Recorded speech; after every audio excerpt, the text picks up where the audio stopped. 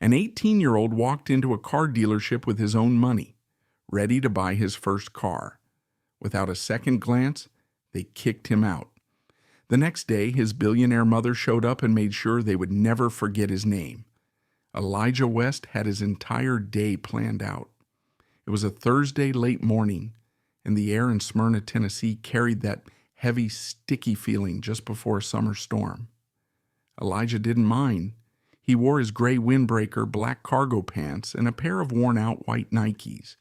Tucked under his arm was a blue folder with 5 printed listings, used hybrid cars, all under $15,000, and with decent mileage. He wasn't here to impress anyone, just to prepare for his new life. Elijah had just graduated from a top high school in Murfreesboro and had been accepted into Georgia Tech's engineering program through the early decision. He needed a reliable car for the long drives back and forth to campus. Nothing fancy, just something that wouldn't break down on the highway.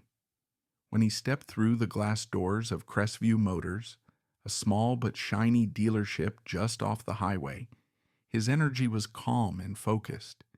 He even paused to hold the door open for a woman walking out who smiled at him. The receptionist behind the desk didn't look up from her screen and asked, "Can I help you?" "Yeah, I'm here to look at a few of the hybrids you've got listed," Elijah replied, slightly lifting the folder. "I printed them out. There's a couple of Sonatas and a Civic I saw online." The woman blinked once, then said, "Are you here with your parents?" "No, ma'am. I'm buying it myself." She gave him a tight smile and waved toward the lot. "Someone will be out shortly." But no one came. Elijah waited by the sliding glass doors, glancing outside. The cars were lined up, clean and polished. He checked again, confirming that the Civic was there with the same VIN as the listing. He stepped outside toward it, but stopped when a tall man in slacks and a red Crestview polo shirt walked up, cutting him off. "You lost?" the man asked, not looking at his clipboard, but scanning Elijah's clothes and shoes. "No," Elijah said, "I'm here for a car." He held out the folder, but the salesman didn't even glance at it. "Well, this isn't a place to hang around if you're not serious. We've had incidents lately." "Incidents?" Elijah repeated, confused. "People coming around, looking at cars they can't afford, taking photos, causing issues, you understand?" Elijah felt something twist in his stomach, but he kept his voice steady. "I printed out a few models from your site. I'm not taking photos. I just want to test drive one." The man chuckled forcedly. "Why don't you come back with a parent or someone who can talk financing?" "I don't need a parent. I'm paying cash. My name is on the account," Elijah said. "I've already talked to my bank about it." "Look," the man said, stepping back a bit, "I'm not trying to be rude. It's just that people get ideas. And right now, I don't have time for that." Elijah didn't move. He just stared at the man, his folder still in his hands, now damp with sweat. "So, you want me to leave?" "I'm saying we're busy today. You can come back another time. Or better yet, try one of the used lots down the road. They might have something more in your range." There it was. Elijah didn't argue, didn't raise his voice. He just looked down at his folder, then back at the Civic across the lot, and nodded, not in agreement, but in understanding. He turned, walked back to his car, and drove away. One day, Elijah's mom patched up his scraped knee, and the next she found him sitting on the couch in the living room, his laptop open and a folder by his side. "Find anything you liked?" she asked. He hesitated before answering. "I went to Crestview. They had some decent cars." She sat down across from him. "Did you test drive anything?" "No." Elijah tilted his head slightly. "Why not?" "They told me to come back with a parent. Said I looked like I was just hanging around." He said it casually, as if listing off grocery items. His mother paused for a moment, not angry, but thoughtful. "Did something happen?" Elijah shook his head. "It's whatever. I wasn't going to start anything. I left." She watched him closely. "Did they say anything specific?" "Not really. Just treated me like I didn't belong. Elijah didn't argue further. His mom leaned forward, rested her hand on his knee for a second, then stood up and started putting away dishes. But her mind wasn't on the dishes. It was elsewhere. Elijah returned to his laptop, scrolling through more car listings. His bank account was still open in another tab. He knew he had enough, but he'd never felt smaller. What he didn't know was that upstairs in her office, his mom was already planning something. She wasn't the type to storm in and cause a scene. That wasn't her style. She believed in moving with control, sharp and deliberate. If she had to speak up, it was because she absolutely had to. And when she did, people listened. That night, she made one call to a friend who worked in property insurance and had consulted for Crestview Motors. Nothing too serious, just a few questions about their owner, their staff, and who managed customer interactions. By morning, she had everything she needed. Elijah was still asleep when his mom backed the Rolls-Royce out of the garage. She didn't drive it often. It was more symbolic than practical. A gift from a French pharmaceutical investor she'd worked with years ago. She had almost sold it once, but her mother convinced her to keep it. Sometimes people need to see what success looks like, her mother had said, especially the ones who think they already know. As the car pulled onto the main road, the silver accents caught the morning light like quiet armor. But this wasn't about showing off, it was about showing up. By 9:30 a.m., the double doors of Crestview Motors swung open. The same lobby, the same woman behind the front desk, typing away at her keyboard, distracted by the glow of her screen. But this time, it wasn't Elijah. The first thing that caught the receptionist's attention was the car. Midnight blue, so polished, it looked like a mirror. A Rolls-Royce Dawn with custom interior, Georgia plates. This was the kind of car you don't usually see parked outside a mid-range dealership in Smyrna, Tennessee. The second thing she noticed was the woman stepping out. Dr. Ayana West didn't need to say a word to command attention. She walked in wearing a navy suit, heels that made no sound, and no jewelry except a silver watch. No smile, no anger, just presence. The kind that made people stand a little straighter without even knowing why. "Good morning," Ayana said. The receptionist blinked. "Good morning. Are you here for a service appointment?" "No," Ayana replied, gently setting her bag on the counter. "I'd like to speak with the manager." "Sure. One moment," the receptionist said, picking up the phone and dialing quickly, her eyes flicking to the car outside. In less than a minute, a man appeared. He was in his mid-40s, dressed in a tucked-in shirt with a Bluetooth earpiece, always just finishing a phone call. "I'm Dan Grisson, general manager here," he said, extending his hand. "What can I help you with today?" Ayana didn't take his handshake. "You had an interaction with my son yesterday, 18 years old, black, quiet. Wore a windbreaker and brought printouts of several used vehicles. You told him to leave." Dan's face twitched, but he held his professional smile. "Ma'am, I meet a lot of people. It's possible there was a misunderstanding." Ayana opened her bag, pulled out Elijah's blue folder, and placed it flat on the counter. "He walked in with this. He showed your staff exactly which models he came for. He had financing pre-approved and was ready to pay cash. He left without a test drive. Do you know why?" Dan's smile thinned. "There's no need to make this confrontational." "It's not," Ayana replied evenly. "It's informational." Dan exhaled. "Look, if he felt disrespected, I'm happy to offer him a second visit. Maybe I can walk him through the inventory myself." "That won't be necessary," Ayana said, looking confused. "Then how can I make this right?" Ayana picked up the folder, opened it, and held up one of the listings. "You see this Civic here? Your staff told him it was out of his range. You assumed he didn't belong. You didn't know who he was, but that's not the problem." She gently flipped the paper down. "The problem is that even if he was just a kid with a dream and not a bank account, he still deserved respect. Dan shifted slightly, finally breaking eye contact. Ayana reached into her bag again and pulled out a sleek black business card embossed with her name in silver. Dr.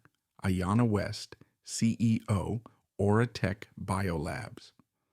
Next time a young man walks in with that kind of preparation, she said, I suggest you ask about his name before you assume his value. You never know who you're turning away. For a moment, the room stood still. The receptionist stopped typing and another salesman paused at the door to the lot. Ayana looked Dan in the eye.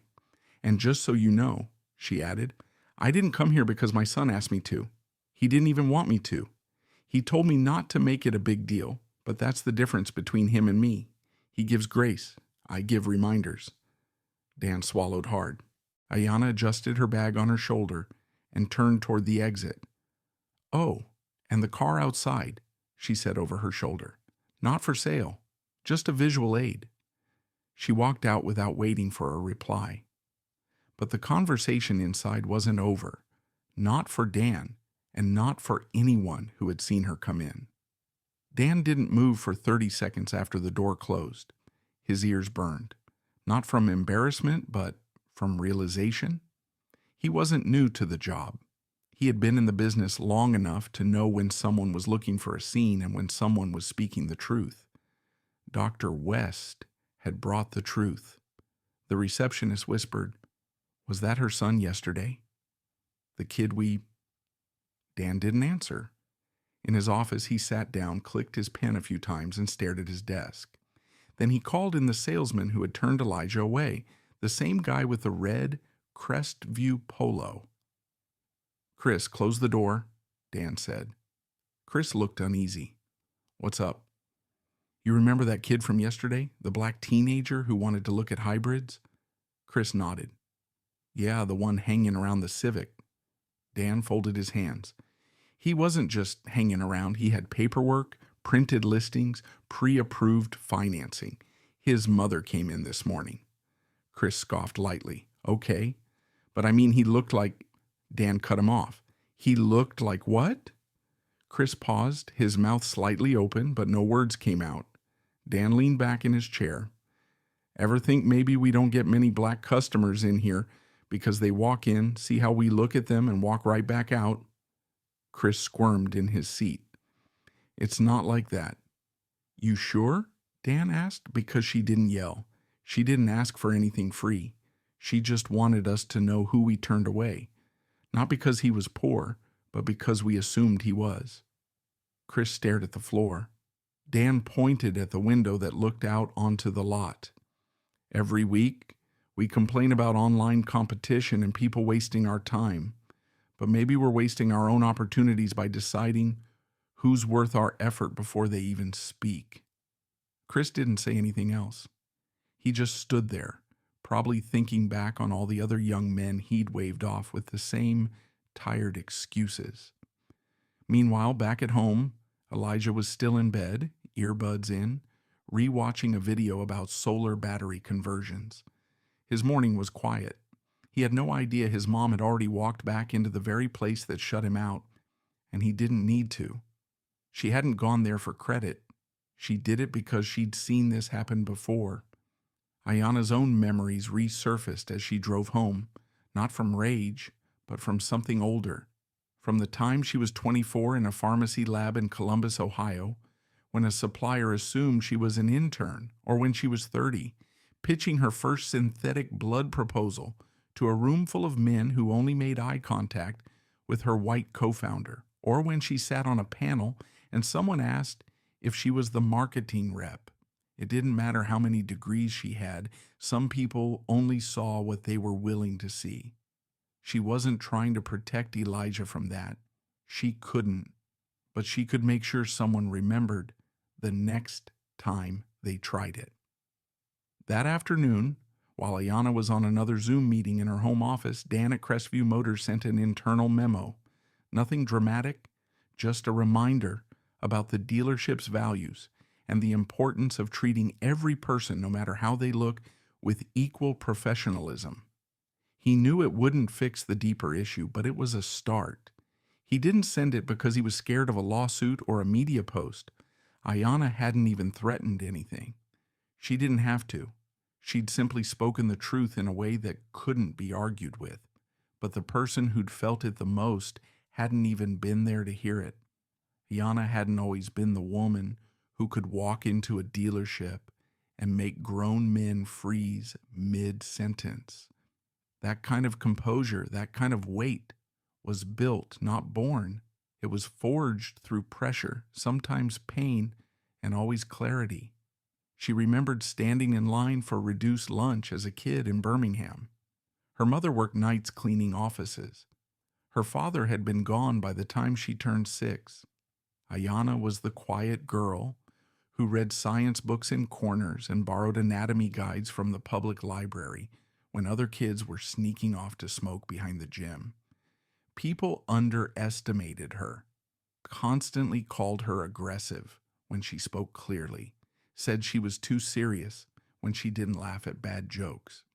So, she kept her focus on one thing, building something no one could take away.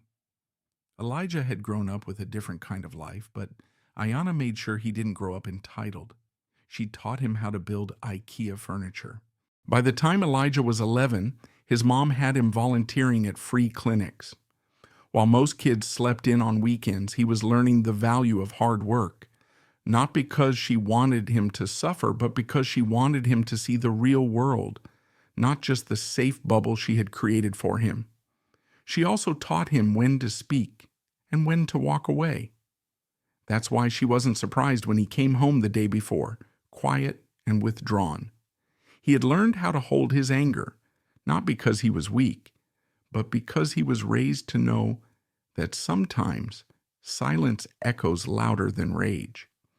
What bothered her most, though, was how quickly he'd accepted it. Not because he didn't care, but because he was used to it. That thought stayed with her all day. The idea that her son, who had a 3.9 GPA, early acceptance to one of the best tech schools in the country, and a genuinely calm nature, had already made peace with being treated like a threat. She remembered when he was 10, and a neighbor across the street called the police on him for walking through yards. That strange boy was Elijah, just walking home from basketball practice, with his gym bag and science fair project under his arm. She remembered the police car pulling up and Elijah sitting quietly on the curb, waiting. Not scared, not confused, just tired. Even back then, she never told him this. But that night, she started looking into security systems, not to keep people out, but to protect him from being misread.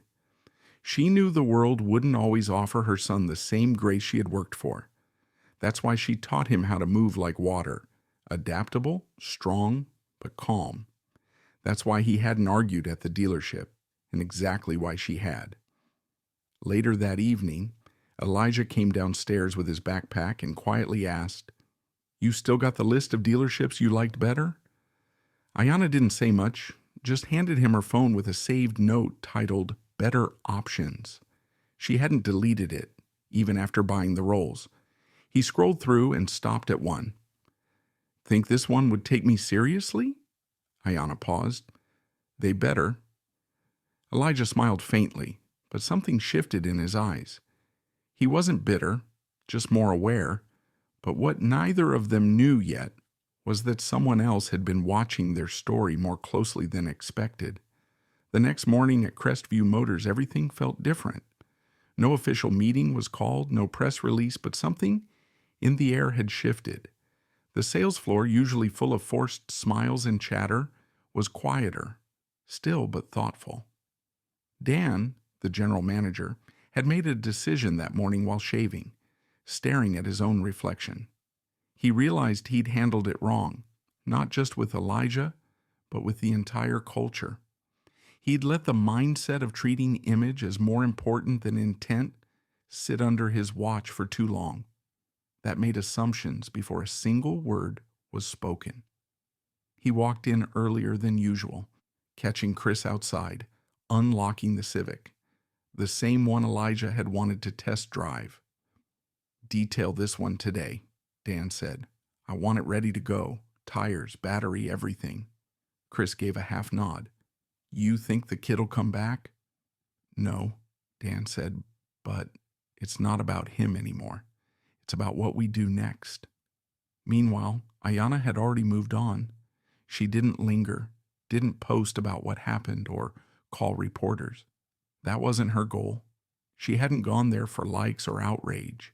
She went to remind them quietly and precisely that their blind spots had consequences. Her mother's voice echoed in her mind that morning while sipping coffee on the porch. Some people only see what they want until you show them what they missed. Elijah, on the other hand, was already texting with a rep from another dealership across town, one that actually responded when he asked questions online, one that didn't blink when he asked for a cash purchase option. He wasn't in a rush. He knew what he wanted, and he knew what he wouldn't tolerate. Later that day, Ayana got a call from a number she didn't recognize. She almost didn't answer, but curiosity got the better of her. Dr. West? This is Dan Grissom from Crestview Motors. She didn't speak right away. I know you didn't ask for anything, he continued, but I wanted you to know we talked to our team. We're adjusting how we handle walk-ins, especially young ones. We're setting up a training module about bias starting next month. It's not everything, but it's a start. Ayana didn't thank him. Not out of rudeness, just precision. Make sure it sticks, she said. I will, he replied and then paused. Tell your son, Dan added. He left more of an impact than he probably knows. After the call, Ayana stood for a moment in the middle of her kitchen, phone in hand. She wasn't the kind of person who needed validation, but something about that conversation settled things. Not just because someone finally admitted they got it wrong, but because they finally wanted to get it right. That evening, Elijah came in from the garage holding a key fob. Think I'm going with the Sonata, he said. Ayana looked up from her laptop. From the second place? He nodded. Guy there walked me through everything. No weird energy, just facts, Elijah said, smiling slightly. You like it? Ayana asked. Yeah, it's not flashy, but it's solid. That's you, she replied. He paused, then asked, Did you say something to them? Ayana leaned back slightly. I had a conversation. Elijah raised an eyebrow. A serious one? I wasn't there to yell, she said, just to remind them who they missed. Elijah took that in, then smiled, slow and genuine. Thanks. Ayana shrugged. You thanked me by not letting it change how you see yourself. But what they both knew, without saying it, was that silence isn't weakness, it's strategy. Sometimes the loudest message is delivered in the quietest voice. A week later, the sedan sat in their driveway, its paint still shining from the final dealer polish. Elijah had already taken it on a few drives. Nothing long, just around town, down back roads, a few parking lot turns to get the feel of it. He liked the way it handled. Quiet, steady, no attention, just performance. He didn't say much about the Crestview experience after that, not because he'd forgotten, but because it didn't define the outcome. The lesson had already settled into him like water in soil, absorbed, not evaporated. Ayana noticed it too in small ways, the way he carried himself when they went out, the way he double-checked his bank app before making a purchase, the way he asked her if he should wear a collared shirt when they visited another dealership later that month to help his cousin look for a truck. He wasn't trying to be someone else. He was simply adjusting, just like she had so many times before. They didn't need to sit down and have a heart-to-heart. That wasn't their style. Their conversations lived in the in-between, in the glance across the kitchen, in the quiet nod when something difficult was said without being said. One evening, while Elijah was helping his cousin practice parallel parking, Ayana sat at her desk, going through some grant proposals. Her eyes landed on a photo taped to the corner of her monitor. It was Elijah at age 9, holding up a science fair ribbon, beaming in a shirt 2 sizes too big. Behind him in the photo was the family's old Honda Accord, the one Ayana had driven through med school and most of her early career. It wasn't the ribbon that made her smile, it was the look in his eyes. He had always carried potential, and now he carried proof, not of wealth, not of revenge, but of knowing who he was no matter what anyone else assumed. A few days later, she got an envelope in the mail with no return address. Inside was a handwritten note on simple white stationery. We're doing better now because someone reminded us why we have to. Thank you, Crestview Motors. She folded it carefully and slid it into the back of her planner. Not because she needed to remember them, but because she wanted to remember that sometimes people can change if they're made to see what they've ignored for too long. That evening, she told Elijah about the letter. He just chuckled and said, "Guess they finally figured it out." Ayana looked at him. "You figured it out a long time ago." He gave a small shrug. "Still feels good, though." "Yeah, it does," she laughed. Outside, the sun was slipping behind the houses across the street, casting long shadows across the driveway. Elijah stood by the car for a moment, arms crossed, just looking at it. Then he opened the door, slid into the driver's seat, and started the engine. No music, just movement. No one watching but the people who mattered. And in that moment, it was clear. He didn't just get a car, he got something bigger. Self-respect, clarity, the knowledge that quiet dignity speaks louder than noise. That how the world sees you doesn't get to define how you see yourself. That sometimes the best kind of power is walking away without losing your voice. Stories like Elijah's happen every day. Not all of them have a Rolls-Royce pulling into the lot, but each one carries a choice for all of us to pause, rethink, and see people fully before deciding who they are. If you felt this story, if it made you reflect or reminded you of someone you know, share it. Let others feel it too. And don't forget to subscribe. More stories like this are coming, stories that speak quietly but clearly,